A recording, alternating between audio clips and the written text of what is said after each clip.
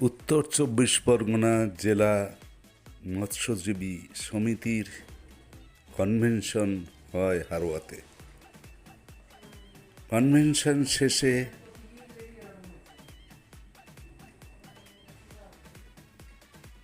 প্রতিনিধিরা ধর্মঘটকে সমর্থন করে হারোয়ায় মিছিল বের করেন।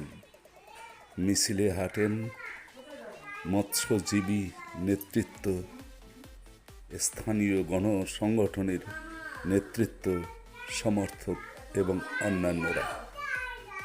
মিছিল সারা হারোয়া পরিক্রমা করে সর্বশেষ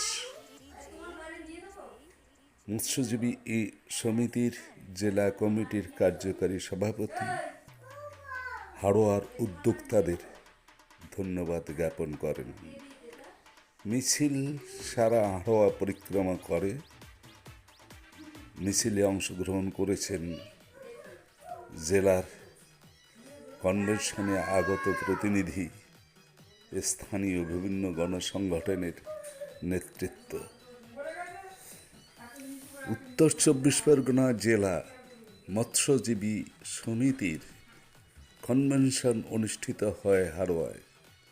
ওই কনভেনশন শেষে ২৬শে নভেম্বর সারা ভারত ধর্মঘট উপলক্ষে মিছিল সংগঠিত করেন।